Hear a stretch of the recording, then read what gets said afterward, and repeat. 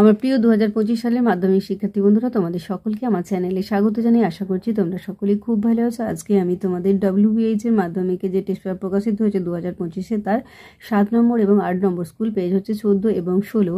সেখানে তোমাদের বাংলার MCQ এর উত্তরগুলো আমি আজকে দেখিয়ে দেবো। ইতিমধ্যেই যারা চ্যানেলটিকে সাবস্ক্রাইব করে নিয়েছো তাদের সকলকে অসংখ্য ধন্যবাদ জানাই। আর যারা নতুন দেখছো তারাও চ্যানেলটিকে সাবস্ক্রাইব করে নিয়ে সাথে থেকো। চলো তাহলেই শুরু করছি।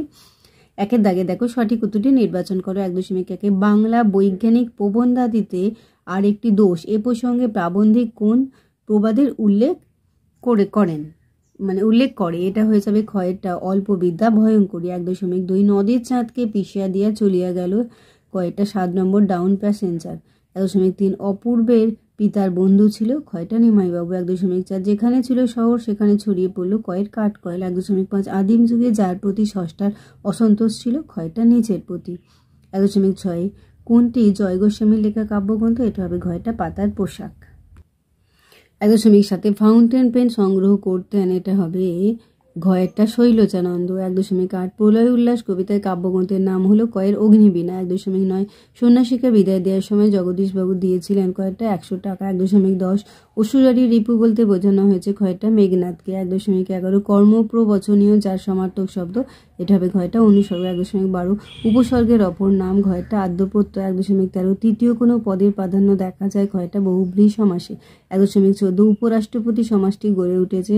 গয়টা সাদৃশ্য অর্থে। 1.15 যে বাক্যে একটিমাত্র কর্তা ও একটিমাত্র সমাপিকা ক্রিয়া থাকে গয়টা সরল বাক্য হয়।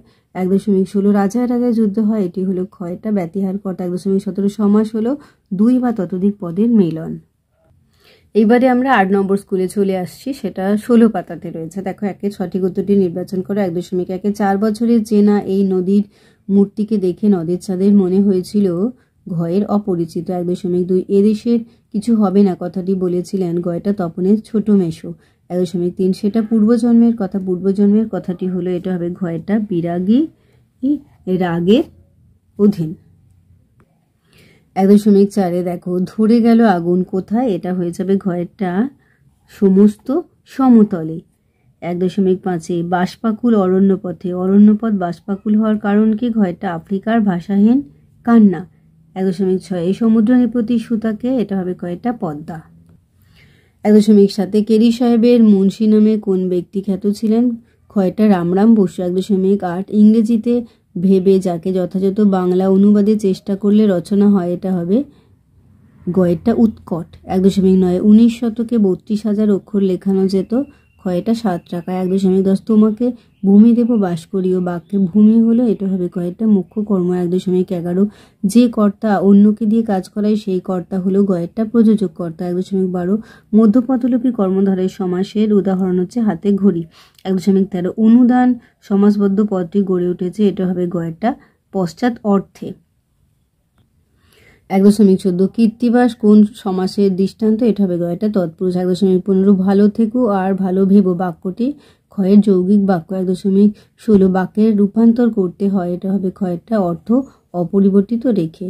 1.17 নদীর বিদ্রোহের কারণ সে বুঝিতে পারিয়াছে। বাচ্যটি হয়ে যাচ্ছে ক্ষয়েরটা কর্তৃবাচ্য।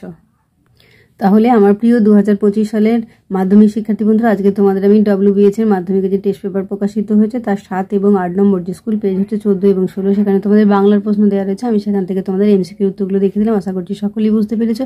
ভিডিওটি দেখার জন্য তোমাদের সকলকে অসংখ্য ধন্যবাদ জানাই। ভালো লাগলে লাইক করো, কমেন্ট করো, বন্ধুদের মধ্যে শেয়ার করো।